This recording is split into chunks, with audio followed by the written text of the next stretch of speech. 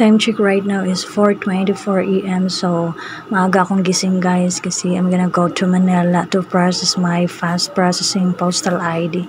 So guys, I give you tips and how kung nagmamadali ka as in rush. So magbabayad ka lang ng 650 doon and then puntahan mo doon sa Manila. Any branches there. Daming branches. So mag-message lang kayo guys kung saan gusto nyo para makita ko yun sa comment section para mabilis guys kasi magamit din siya sa sa bank or sa other transaction. So guys, ang dalhin nyo lang is you can bring some barangay clearance, all Xerox, and kung change status you can bring the marriage contract and then ID, and then after that you can bring some fill up kasi nag-fill up na ako so mabilisan siya guys as in, and then of course money, and then guys so I'm gonna get ready. Kumain muna ako before ako umalis kasi magugutom tayo sa daan.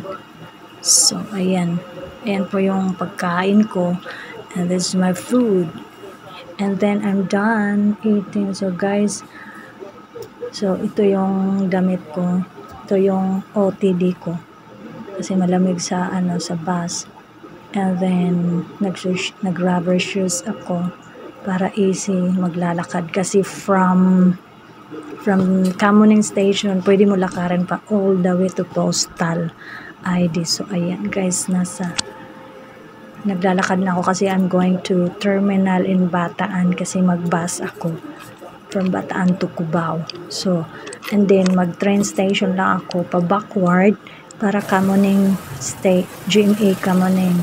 Kasi nandun yung postal, malapit siya. Kaysa sa ibang SM, yun hindi ka mahirapan. So, ayan guys.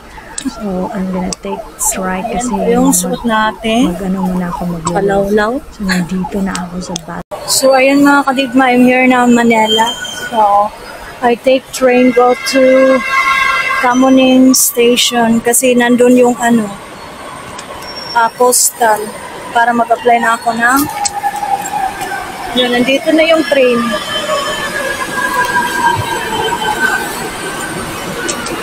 So, ayan, sakay na tayo.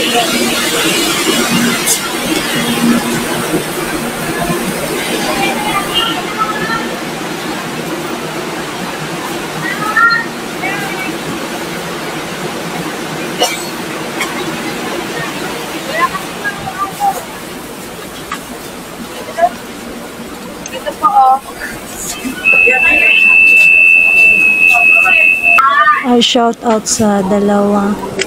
Hindi ko yan sila kilala. Shout out sa inyo ate.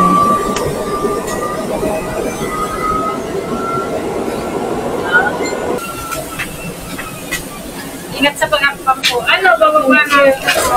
Ano ba sana ako? So, ayan po. Madam, pwede po ba magtanong? Saan po pa dadaan papuntang post office dito? Ay, pagbaba po dito ma'am, ground floor. Pwede na po ninyo lakarin. Dito, papadalo. Thank you po, madam. So guys, malapit lang pala yung postal. So bye-bye!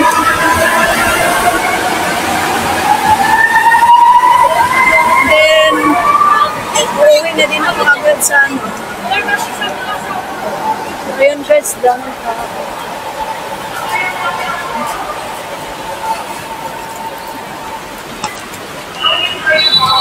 So nag-train ako guys. So ayan yung single journey. 13 pesos galing sa Cubao papunta dito for 13 pesos kami ng journey.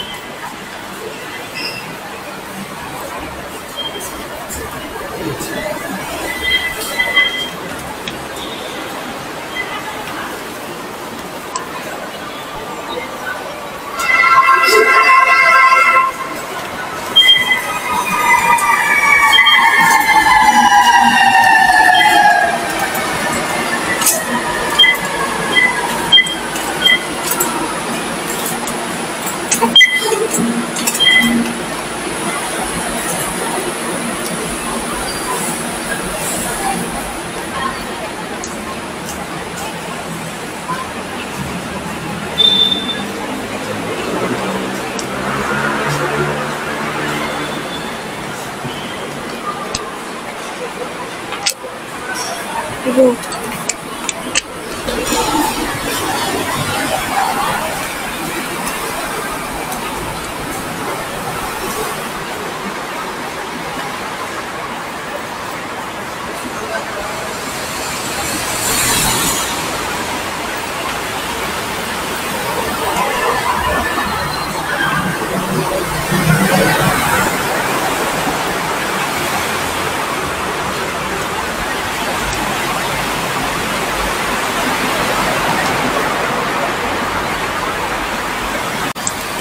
So ayan mga kadigma, maglalakad ako kasi yung post office nasa sa circle daw.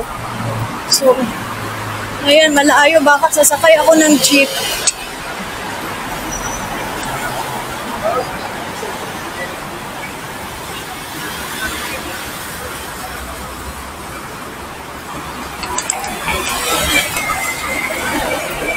Naan pa daw sa school. So, yan po yung lalakarin ko.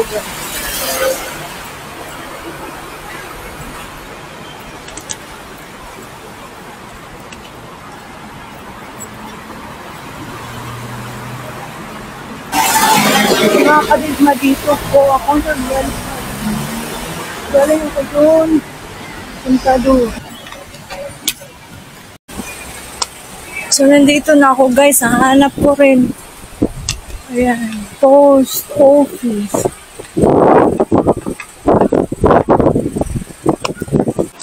So, ayun mga kadigma. So, I'm happy nga nandito ako kasi na-repair ako sa Bataan na dito sa Manila. Nag-apply ng postal ID. And then, 2 days lang, 650. So, yes. By next week, makukuha ko na yung ID ko or passport secondary ID. So, ayan. Worth it pala yung pagpunta ko dito sa Manila. So, ayan. Ayan, guys. So, recommend ko po dito sa Quezon City. Nasa looban lang siya. So, sakay kayo ng GMA Camon yung papunta dito. Then, may trike doon. 20 pesos lang. So, ayan guys. Nagpasa na ako si If on watch. Ilang Bataan ko naka-address mo? Yes. Yung ID. Yes, ma'am. Pilar, doon din ako kinasa. Gusto ko nang mag-change status kasi to siya, single pa kasi yan. Ito po, printing, signature, tapos yan lang. Yan lang.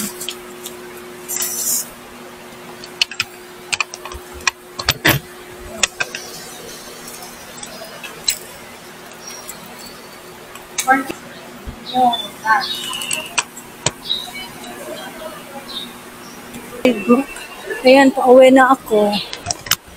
Ayan, pauwi na ako, guys. Pero nagutom kasi ako, so pumunta pa muna ako ng Jollibee before terminal. So, ayan. Payong is life. Only in the Philippines. Payong pa more. So, ayan mga kadigma, happy ako kasi next week may postal ID na ako. Pero kailangan talaga guys, kung fast processing, 2 days lang siya process. Kailangan puntahan mo dito sa Manila. So, kung nasa Mindanao ka, magtiis ka, mag-antay na 1 buwan or 2 buwan. So, Bataan 1. Thank you po, sir.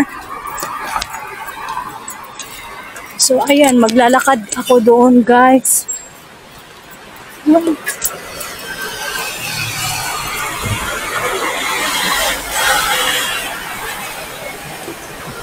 Gutom kasi ako.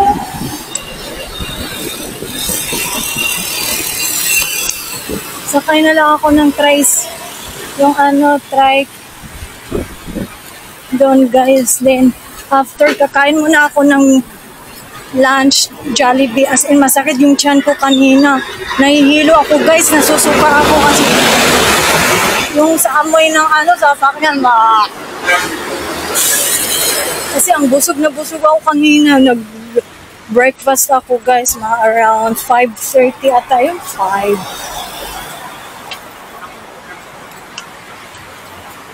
So, ayan mga kaduna. Kailangan maglalakad tayo. Napakainit, diba?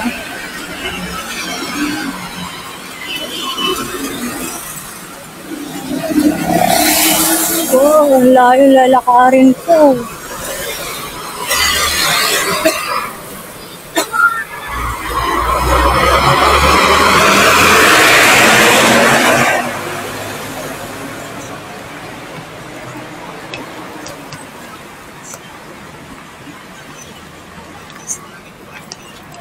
I just arrived in Jollibee guys, so I pay already, wait for my order, so hindi ko napakita yung order ko, and then maybe hindi ko siya na-videohan. So ayan guys, after here, so I'm gonna go back to Bataan, and then after 2 days I'm gonna go back to Manila again for pick up for my ID, so kailangan ko talaga.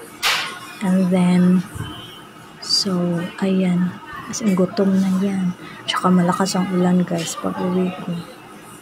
Oh my god.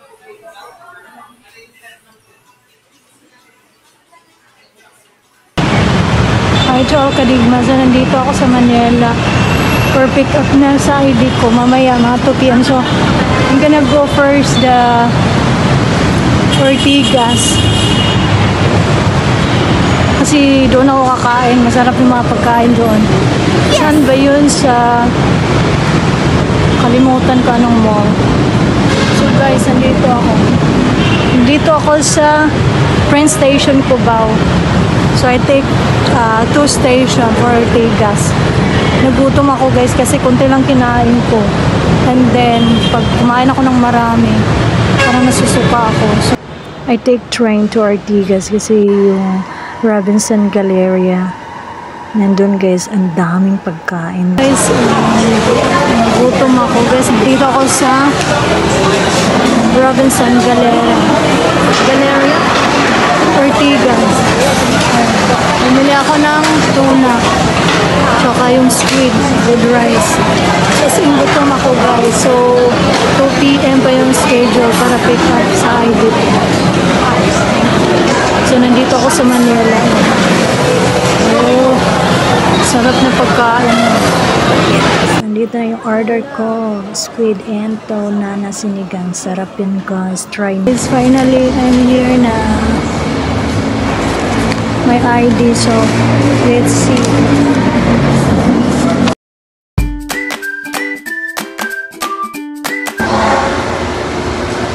Pauwi na ako sa Bataan.